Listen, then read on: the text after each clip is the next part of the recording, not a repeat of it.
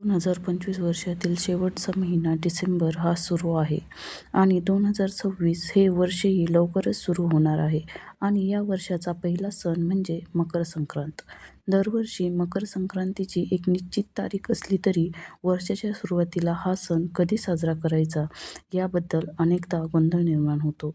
ज्यांना 2026ची मकर संक्रांत 14 जानेवारी किंवा 15 जानेवारी कधी साजरी करायची असा प्रश्न पडतो, त्याबद्दल आपण या व्हिडिओच्या माध्यमातून सविस्तर जाणून घेऊया. तर 2026मध्ये मकर संक्रांत ही बुधवारी 14 जानेवारी रोजी साजरी केली जाईल. या दिवशी सूर्य मकर राशीत प्रवेश करतो आणि उत्तरायण सुरू होते, ज्यामुळे या सणाला विशेष धार्मिक महत्त्व आहे. तर आपण 2026 संक्रांतीची संपूर्ण माहिती, तिथी आणि मुहूर्त जाणून घेऊया.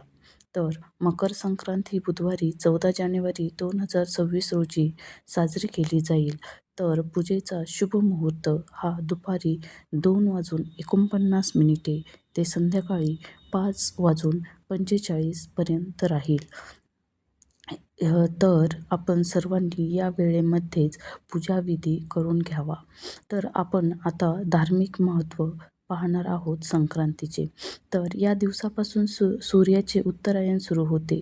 पौराणिक कथेनुसार भीष्माने उत्तरायणच्या पुण्यकाळातच आपला देह ठेवला होता आणि मान्यतेनुसार शनिदेव हे मकर राशीचे देव आहेत आणि या दिवशी सूर्यदेव, जे शनीचे वडील आहेत, ते आपल्या पुत्राला भेटण्यासाठी त्याच्या घरी जातात. असे देखील धार्मिक महत्त्व या संक्रांतीचे आहे. या सणादरम्यान घरातील जुन्या वस्तू आणि नकारात्मक दूर करून नवीन सुरुवात केली जाते, ज्याची सुरुवात ही भोगीच्या दिवशी होते. तर भोगी ही 13 जानेवारी रोजी साजरी केली जाईल.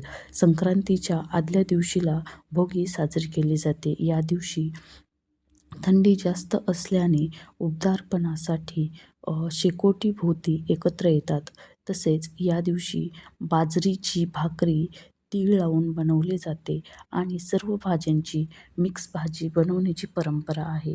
आपल्याकडे त्याला खेंगट असे म्हणतात. तुमच्या भागामध्ये काय म्हणतात ते मला कमेंट करून नक्की सांगा.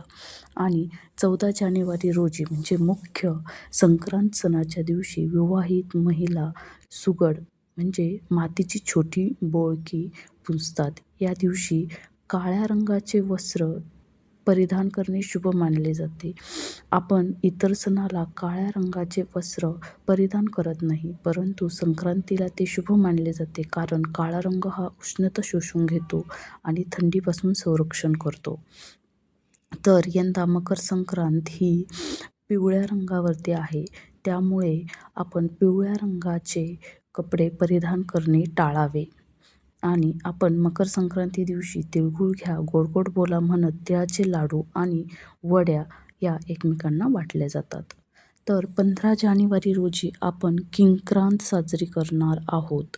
तर किंक्रांत हे यासाठी साजरी केली जाते, तर संक्रांती देवीने दुसऱ्या दिवशी किंक्रासुर नावाच्या राक्षसाला ठार मारले होते व प्रजेला त्यापासून मुक्त केले होते, म्हणून किंक्रांत ही साजरी केली जाते.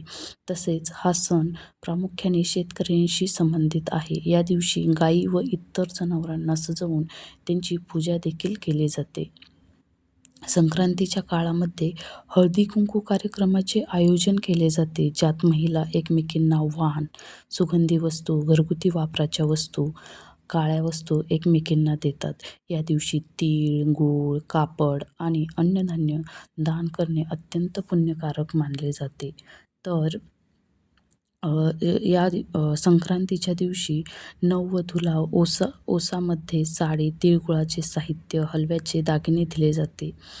त्याचबरोबर आपण किंक्रांती ते रथसप्तमी या काळामध्ये आपण हळदी कुंकवाचा कार्यक्रम ठेवतो.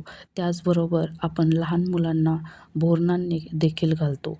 जी मुले वयवर्ष 0 ते 5 वयोगटातील आहेत, त्यांच्यासाठी आपण बोरनान साजरे केले जाते. यामध्ये लहान मुलांना काळे कपडे परिधान केले जातात व हलव्याचे दागिने घातले जातात.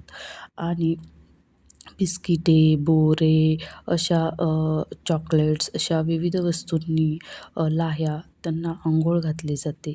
तर हे सर्व आपण किंक्रांत रथसप्तमी या काळापर्यंत करू शकतो. त्याचबरोबर यावर्षी संक्रांतीने पिवळा रंग घातल्याने आपण त्या पिवळ्या रंगाच्या वस्तू परिधान करणे टाळायचे आहे. तर यावर्षी संक्रांत ही वाघावरती आहे व उपवाहन हे घोडा आहे. त्याचबरोबर संक्रांतीच्या हातात गदा, केशराचा टिळा, वयाने कुमारी असून बसलेली आहे. वासाकरता जाईचे फूल घेतले आहे. ती पूर्वेकडून पश्चिमेस जात आहे व वायव्येस पाहत आहे. तर अशा प्रकारे ही सर्व संक्रांतीची माहिती आहे. व्हिडिओ आवडल्यास चॅनलला नक्की सबस्क्राईब करा अशाच नवनवीन व्हिडिओजसाठी. थँक्यू.